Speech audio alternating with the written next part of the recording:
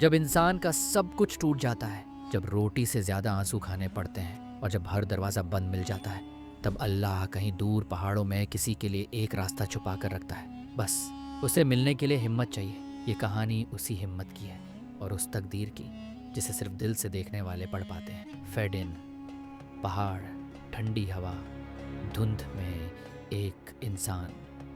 अस्सलामु अलैकुम दोस्तों, आज की कहानी सिर्फ कहानी नहीं, एक आईना है जो आपको यकीन करना सिखाएगी कि अल्लाह कभी किसी को अकेला नहीं छोड़ता। तो आइए शुरू करते हैं द स्टोरी पाथ की आज की कहानी। पाकिस्तान के पहाड़ी इलाके में एक छोटा सा गांव था, नूराबाद। वहीं रहता था अदील। हालत इतनी ख़राब कि पेट में रोटी कम और आंखों में नमकीन उम्मीद ज़्यादा। उसकी बीवी जारा, थकी हुई मगर मजबूत औरत। उनका बेटा रैयान, सिर्फ 6 साल का, पर भूख ने उसे बूढ़ा कर दिया था। अदील रोज़ सुबह फज्र की अजान के बाद अपने पुराने औजार लेकर जंगल में सूखी लकड़ियाँ ढूंढने निकल जाता और फिर बाजार पहुंचकर खुदा से आस लगाए बैठा रहता, आज शायद कोई खरीद ले।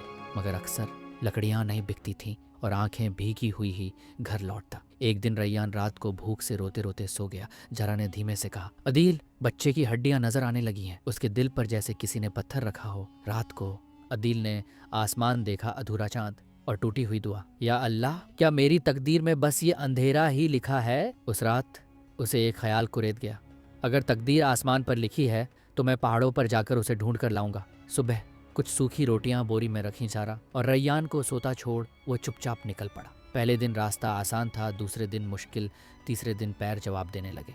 भूख, प्यास, थकान, सर्द हवाएं, शाम का अंधेरा छाने लगा। उसने कहा, यार अब अगर यही अंत है तो मुझे तेरे नाम पर मरने की हिम्मत दे। अचानक झाड़ियों के पीछे से एक कुत्ते की दर्द भरी करा वो भाग कर पहुंचा। एक छोटा सा भूरे रंग का कुत्ता शिकारी के फंदे में फंसा था, पैर से खून बह रहा था। अदील झुककर बोला, बेचारा, तू भी किसी की बदकिस्मती में फंस गया। उसने फंदा खोला, अपने कपड़े का टुकड़ा फाड़कर पट्टी बांधी और झरने से पानी लाकर पिलाया। कुत्ते ने आंखें खोली, धीरे धीरे उठा, कुछ कदम चला और फिर पीछे मुड़कर अदील को बुझी नजरों से देखने लगा, जैसे कह रहा हो, चल मुझे फॉलो कर। अदील खुद को रोक न पाया, उसके पीछे चल पड़ा। पत्थरों की एक दरार, कुत्ता उसमें घुस गया। अदील भी धीरे से अंदर गया। अंधेरा, ठंडी हवा, सन्नाटा। थोड़ी दूरी पर एक पुराना संदूक, लोहे का, भारी, पुरातन। दिल कांपता हुआ उसने ढक्कन खोला। अदील अपने गांव नूराबाद लौटा जा रहा और रैयान उसे देखकर फूट फूट कर रोने लगे। घर में खाना, दवा, कपड़े, थोड़ी खुशियां लौट आईं, मगर दिल में अब एक खामोशी बस गई। कहीं न कहीं उसका सफर अभी अधूरा था। कई दिन गुजरे, अदील गरीबों में दान बांटता रहा, किसी भूखे को कभी मना नहीं किया। एक रात दरवाजे पर खटखटाहट, बाहरी चांदनी में एक बुजुर्ग सूफी मुसाफिर खड़ा था, चेहरे पर नूर, आवाज में सुकून। बेटा, जिस राह ने तुझे दिया वहीं तुझे कुछ बांट कर आना है। अदील कांप गया। कौन हो आप? बूढ़ा मुस्कुराया। तकदीर का पैगाम लेकर आया हूँ कि। सुबह होते होते वो मुसाफिर गायब। जारा ने अदील की आंखों में डर देखा। फिर जा रहे हो? अदील ने उसका हाथ थाम कर कहा, इस बार मैं सब कुछ लेकर लौटूंगा इंशाअल्लाह। और निकल पड़ा। रैयान उसकी चप्पलों को थाम कर रोता रहा। मजबूरी थी, वादा था और तकदीर की पुकार। 3 दिनों के सफर के बाद वही कुत्ता फिर दिखा। इस बार उसकी आंखों में नीली चमक थी, जैसे आसमान का टुकड़ा। फिर आया तो? अदील ने बुदबुदाया। कुत्ता उसकी राह दिखाता गया, इस बार पहाड़ की दूसरी तरफ। रास्ता सूना, हवा ठंडी, पेड़ प्राचीन। आखिरकार एक विशाल पुराना दरख्त, जिसकी जड़ों के बीच एक दबी हुई तख्ती पर लिखा, अगर माल सिर्फ तेरे काम आए तो वो आजमाइश है, अगर माल सबके काम आए तो वो कामयाबी है।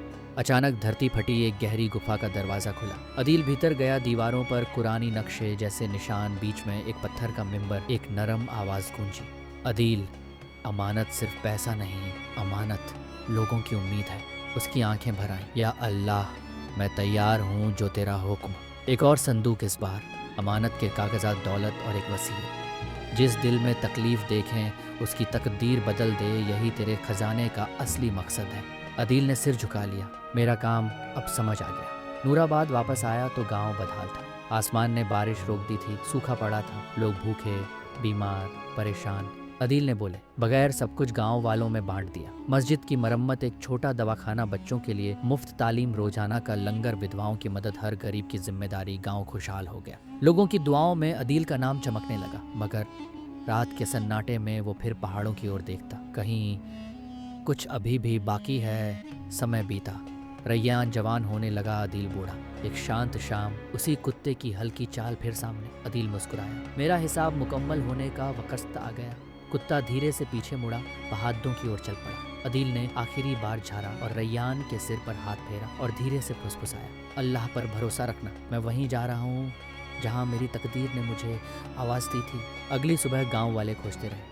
न कोई कदमों के निशान, न कोई आवाज़, न कोई चिल्लाहट, बस उस जगह जहाँ वो हर शाम बैठा करता था। मिट्टी में बना एक गोल दायरा और उसके बीच सीधी रेखा, जैसे लिख गया हो सफ़र पूरा हो गया और तकदीर जीत गई। गांव अब भी उस जगह को अदील का मुकाम कहते हैं, जहाँ इंसानियत ने अपना घर बनाया। जब तुम दिल से देते हो तो अल्लाह नसीब के दरवाजे खोल देता है। जो दूसरों की उम्मीद बन जाए, उसी का नाम लोगों की दुआओं में ज़िंदा रहता है। दोस्तों, अगर इस वीडियो ने आपके दिल को छुआ है तो इस नेक संदेश को आगे बढ़ाइए। वीडियो को लाइक कीजिए, channel the story path subscribe करें, बेल आइकॉन को ज़रूर दबाएं और इस कहानी को अपने दोस्तों तक शेयर करें। मिलते हैं अगली ऐसी ही कहानी में।